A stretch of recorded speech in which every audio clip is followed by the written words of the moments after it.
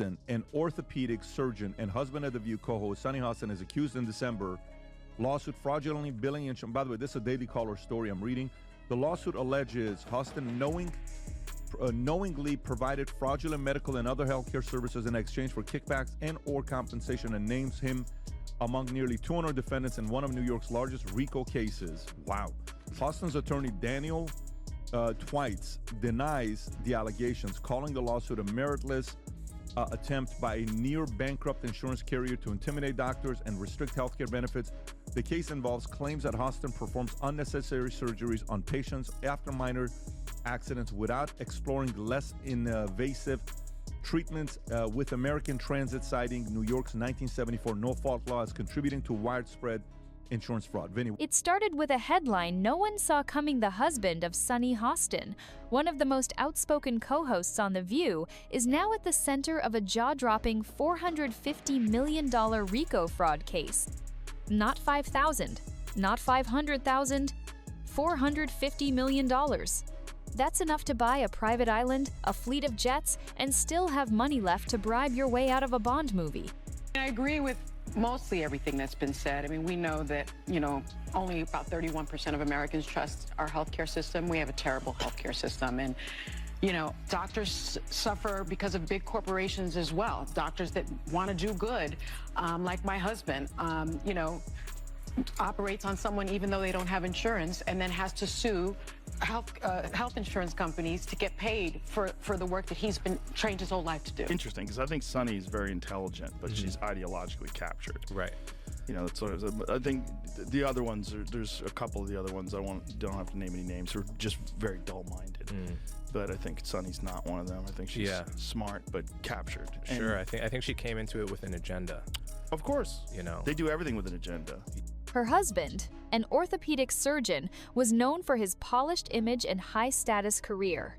But behind the scenes, he's now accused of being part of one of New York's biggest insurance scams.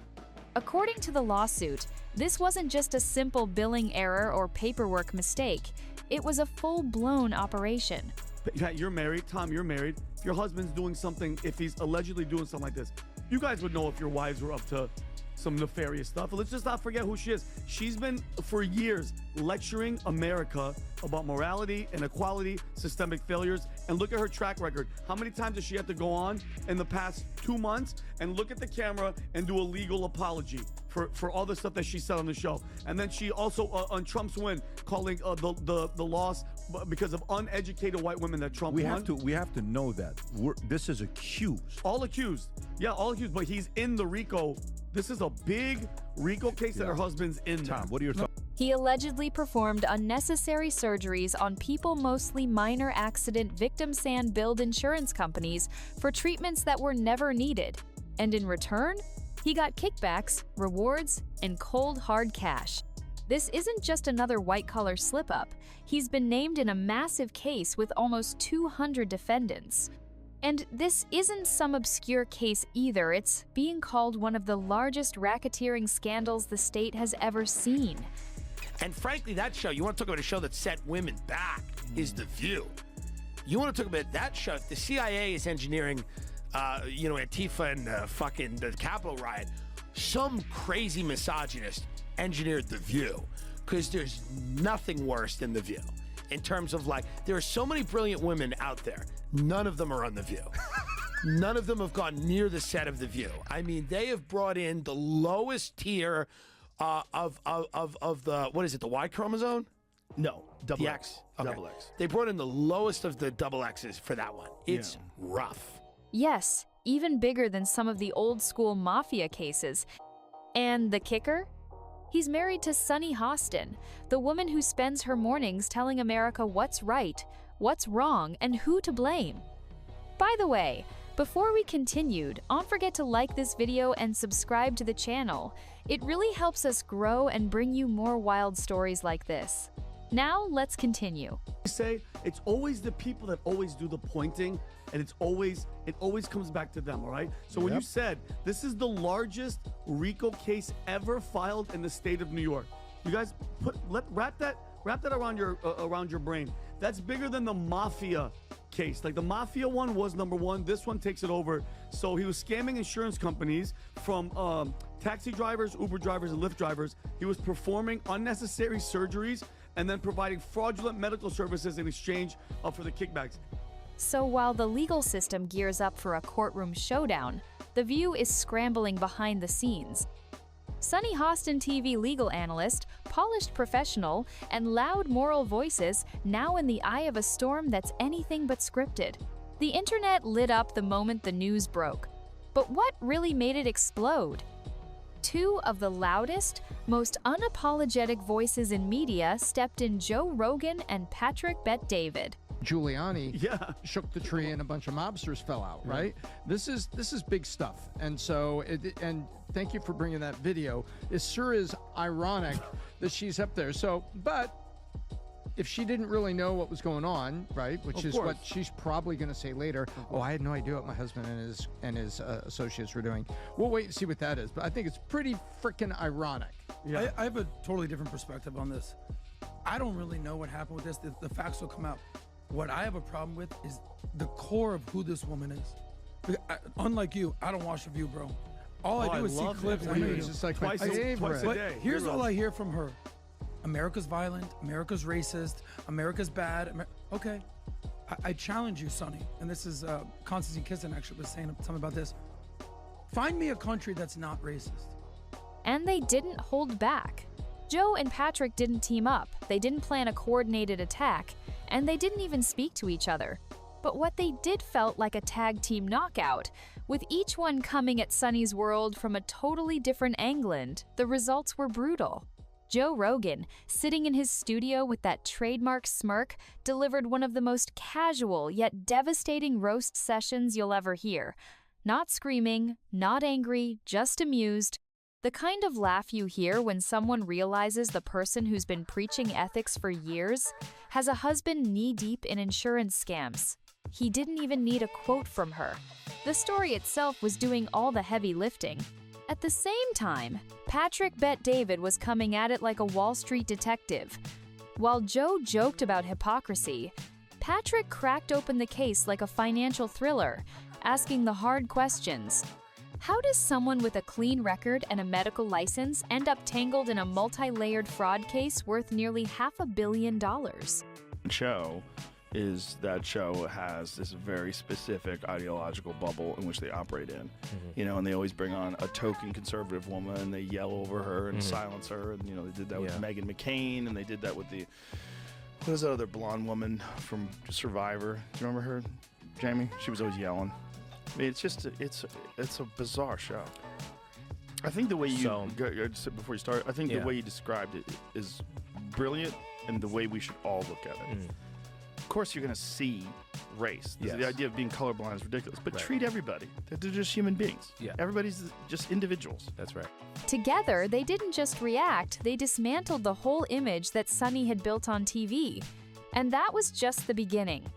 Joe's approach was almost too perfect. He didn't rant. He didn't rage.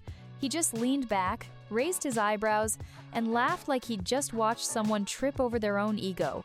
It wasn't just funny, it was cold, cutting, and painfully ironic. For years, Sunny Hostin sat at The View's table, throwing moral shade at half the country. She criticized everything from systemic failures to political hypocrisy. Now, her own household is under the microscope in a scandal that makes corporate crime thrillers look tame. Do you see what Whoopi Goldberg said? What'd she say? Whoopi Goldberg said that Biden could arrest all the Republicans and put them in jail. You just need to see how unhinged this kind of thinking is. Well, you know what Joe Biden could do? Joe Biden, you have to see it, because it's so on TV. crazy. She said on television. Rogan pointed out the hypocrisy in a way that stung more than shouting ever could. He compared her husband's alleged crimes to scenes from American Greed, but this time, it was real life. The irony of someone who lectures about justice and fairness possibly sharing a home with a man accused of orchestrating a criminal enterprise? That was the punchline, and Joe let the absurdity speak for itself. Meanwhile, he dragged The View along for the ride. He questioned how a show built around moral superiority and empowered voices could turn a blind eye when one of their own was in the middle of a legal disaster.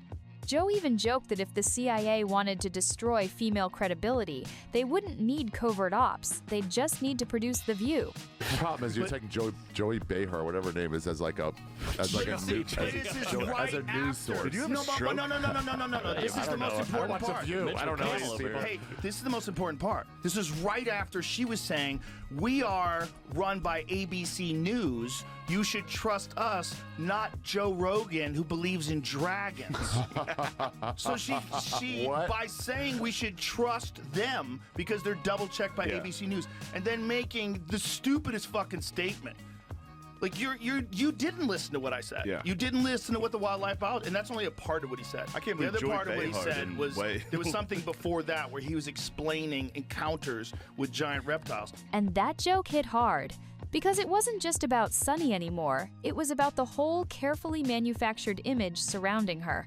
An image that, thanks to this case, was beginning to crack faster than a cheap wine glass in a dishwasher. While Joe was out here turning hypocrisy into comedy gold, Patrick Bet-David was running a full forensic breakdown. No jokes, no giggles, just cold, calculated analysis that made the whole situation look even worse. He didn't come in with feelings, he came in with facts. This wasn't just fraud. This was organized, strategic, and massive. It is the show that people love to hate. Yes, that's true. They get so much hate watching and hate watching viral clips of them saying ridiculous things. I mean, it is a rabies infested hen house. And the audience is not really their audience. Their audience is a group of people they bring in to watch television shows. You know, I don't know if you've ever seen audiences before for TV shows, but a lot of them are paid. They're paid to be there. So, because they have to guarantee that there's going to be people there. So there's services that you hire.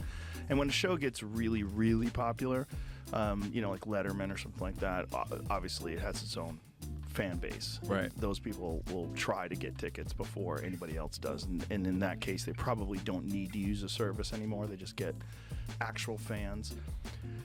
But arguably, like, the fans, the real fans of The View that are like, oh, these ladies are on point. Most of those people can't leave the house. Like, they're probably immobile. Patrick didn't start by attacking Sunny. He didn't have to. He zoomed in on the numbers, the process, the setup. How do you even manage to run a scam worth $450 million without raising red flags for years? It's not like you wake up one day and decide to fake surgeries and manipulate insurance systems. This takes coordination, structure, and the kind of boldness that doesn't just tiptoe across ethical lines it drives over them in a limo. He asked real questions no one on The View even dared to whisper. What kind of infrastructure supports that level of corruption? Who were the middlemen? How many shell companies were built? How deep did the fake billing run? Patrick broke it down like he was teaching a masterclass on high-level white-collar crime only this time. The case study was Sunny's husband. And all while The View stayed silent, Patrick's approach was deadly in its precision. He didn't rant or speculate. He just pulled back the curtain and let the numbers speak, showing that this wasn't a random mistake. It looked like a full-blown business built on fraud. And the deeper he went, the more obvious it became that this scandal wasn't just Bidget was historic. In the criminal case now, the prosecutors are like, oh, really? Well, how about we add some additional fraud charges onto you? And they're talking about threatening him with insurance fraud, which I would say you could get about 20 years in prison. So that's a death sentence for him. And while Patrick was dissecting the scandal like a forensic accountant at a crime scene, Joe and Patrick's styles never crossed paths, but their impact hit in stereo. Two totally different approaches, same devastating result. Joe went straight for the soul of the story, mocking the image, the irony, the absurdity of someone preaching ethics while her personal life unraveled in scandal. Meanwhile, Patrick ripped into the structure. He took the foundation apart piece by piece, showing exactly how something this massive could be built and how it could stay hidden. They didn't need to talk to each other. They didn't need a joint podcast. The story was so insane, it practically tore itself open. And right in the center of it all, Sunny Hostin insolent, absent, not even offering a basic Instagram apology. Not a statement, not a press conference, not even a badly lit selfie video with emotional piano music playing in the background. Just complete, awkward silence. And that silence? It was louder than any speech she could have made. The court of public opinion doesn't wait for lawyers. It reacts fast. And when two of the most influential voices in podcasting start picking your public image apart like it's a Netflix true crime episode, people notice, they share, they meme, and they dig. Because when someone who built a brand on being the voice of moral authority suddenly becomes the quiet shadow in a fraud case worth nearly $500 million, the internet doesn't just move on, it locks in. And what they found next made the hypocrisy even harder to ignore.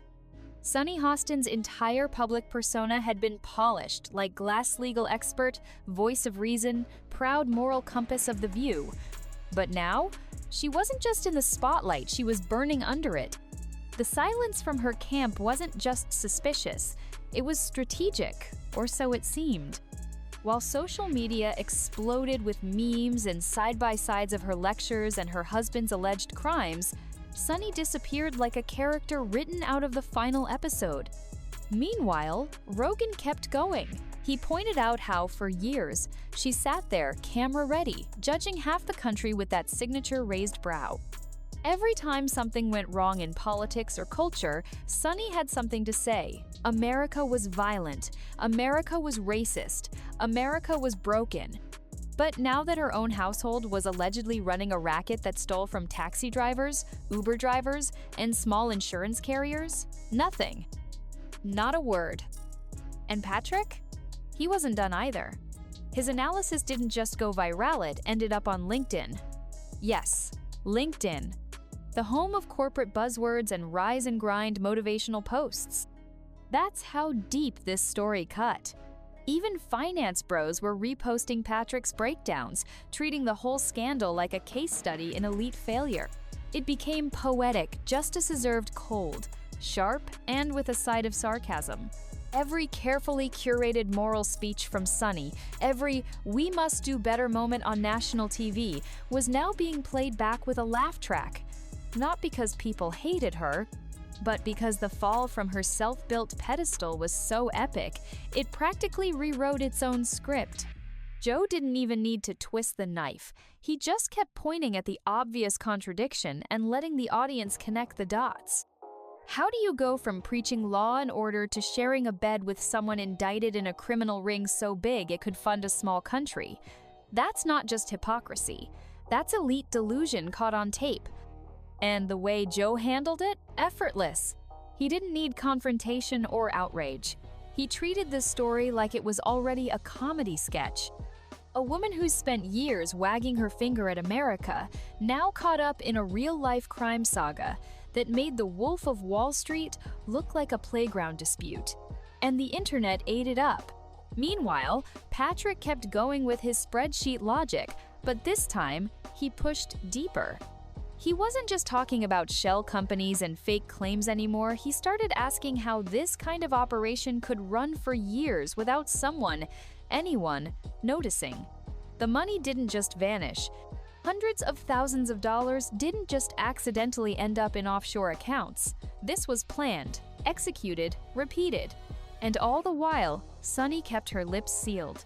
Joe marveled at how someone could be so loud on TV about right and wrong, yet so quiet when real accusation-serious ones land at home.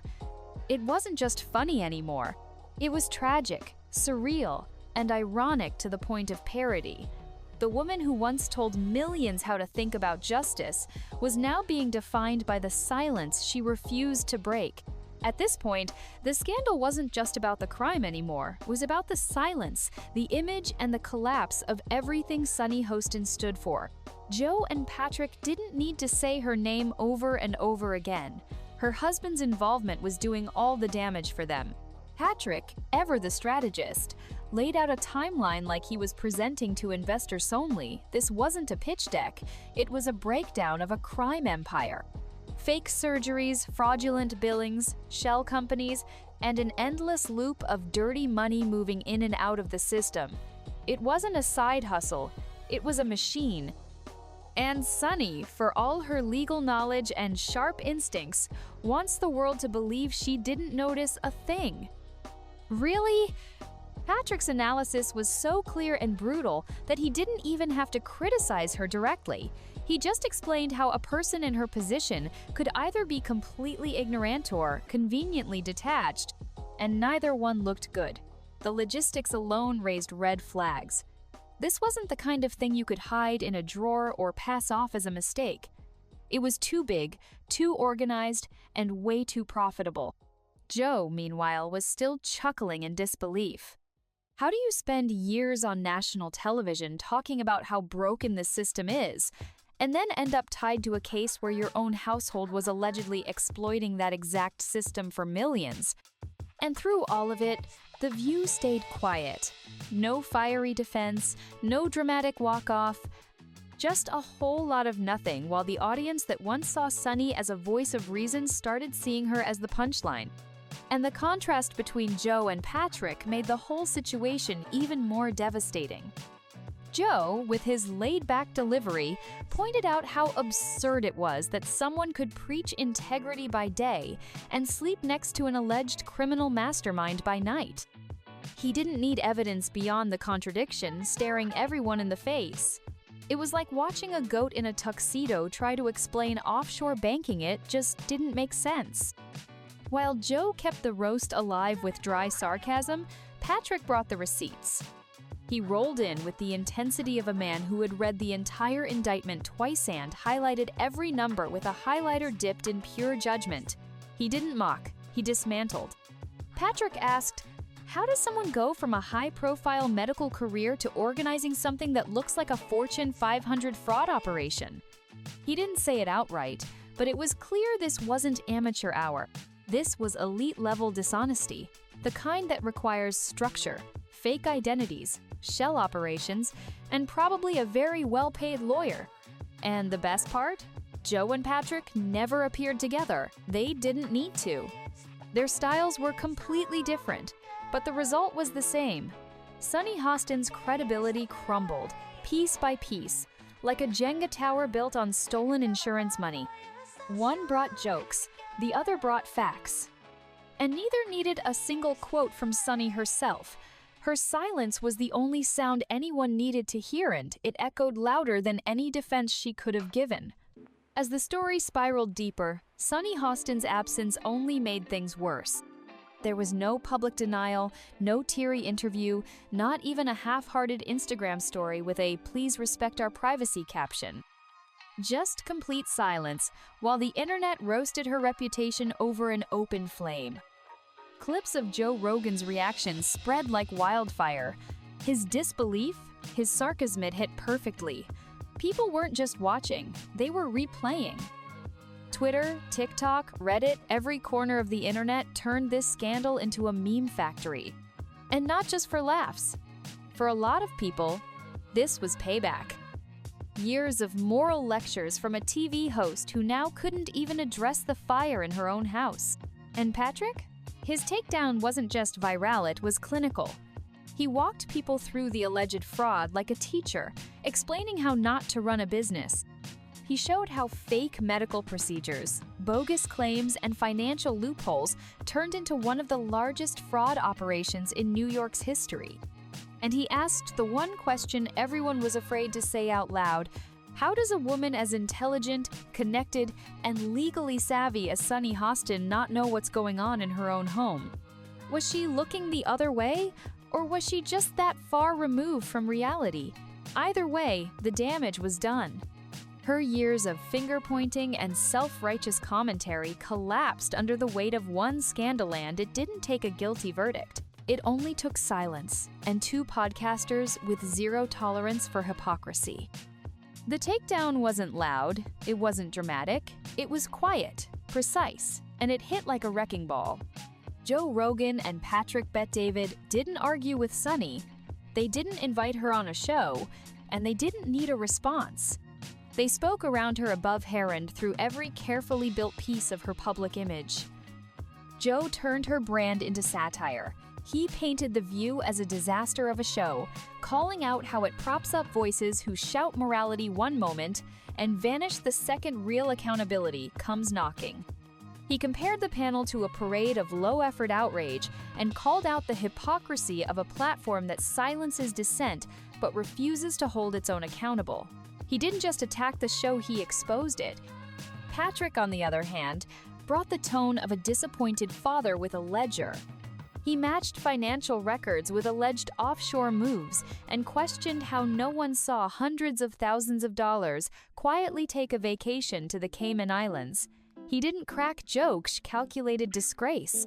If Joe was the laugh track, Patrick was the audit. The result? Total demolition. One mocked the image, the other tore down the foundation. By the end, Sunny's reputation wasn't just bruised, it was scattered across the internet like confetti at a scandal parade. Her silence left a void, and Joe and Patrick filled it with brutal clarity. And they did it without needing a headline, just microphones, facts, and the confidence to say what millions were already thinking.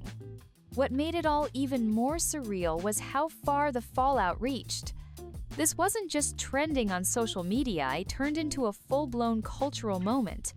Rogan's fans were clipping his best lines with captions like, "This aged like milk." Patrick's followers were resharing breakdowns titled things like, "How to spot $1 million fraud in your own house." And all the while, The View tried to act like nothing happened. Business as usual. Sunny's seat still warm, the others still debating the headlines, yet none of them willing to touch the story unfolding behind the scenes. It was like watching a fire break out in a newsroom and everyone just calmly sipping coffee, pretending they don't smell the smoke. Patrick called out the show's ideological echo chamber, how it invites a token opposing voice only to shout her down, how it preaches unity but thrives on division. He brought up names, past guests, and real examples. It wasn't a generic media critique, it was personal and pointed. And Joe? He just kept circling back to the absurdity, how someone could call themselves the voice of truth on national television and yet be married to a man facing federal racketeering charges. A woman who once said we should trust the facts, now suddenly wanted everyone to ignore them. There was no redemption arc, no pivot, just a slow, public unraveling of someone who once stood on a platform of righteousness and now couldn't even stand in her own defense. You could almost picture it Patrick Bet-David sitting at his desk, spreadsheets in front of him, eyes narrowed, matching suspicious transactions with offshore accounts like he was solving a financial murder mystery. He didn't need to shout, he didn't need to insult. He just followed the money and the money told the story. Fake surgeries, kickbacks, shell companies, and piles of cash quietly moving out of the country. Joe, on the other hand, kept his tone casual, almost amused. To him, this wasn't just a scandal, it was performance art. A woman who's been telling millions how to live suddenly caught in the background of a federal crime scene. He didn't scream, "Gotcha!" He just laughed, shook his head, and let the hypocrisy hang there like a painting in a gallery of media disasters. And still, Sunny said nothing. No Instagram Live, no statement through her lawyer, no attempt at damage control, just total silence like the producers of her life hit delete on the entire RICO storyline. But the internet? The internet remembers. And it doesn't forgive silence. Especially not when it's coming from someone who's made a career out of being loud. That silence didn't protect her. It buried her. In the court of public opinion, it was too late. People weren't just angry, they were entertained. The scandal had become a show of its own, and Joe and Patrick were the headliners. One laughed at the lie, the other exposed the mechanics. And Sunny? She became the case study in how fast a public image can fall apart when the truth starts knocking. By the end, it was no longer just about Sunny Hostin's husband or the court case, it was about everything she claimed to stand for collapsing in real time. And what made it unforgettable was that neither Joe nor Patrick tried to hijack the story. They didn't chase cameras or stage debates. They just reacted with the kind of clarity and confidence that made people stop and say, wait, what did she think was going to happen? Joe pointed out the absurd. Patrick highlighted the impossible. Together, they created a two-man takedown that didn't need punchlines, didn't need dramate, just needed truth, sarcasm, and a bit of math. The View, a show that built its audience on moral outrage and groupthink applause, got exposed without even being the main target. Their silence, their selective outrage, their loyalty to image over substance everything got dragged into the light. Joe mocked it. Patrick broke it down. And viewers? They watched like it was the finale of a scandal-filled series that had finally run out of plot armor. Sunny Hostin's brand-refined, righteous, untouchable wasn't scratched.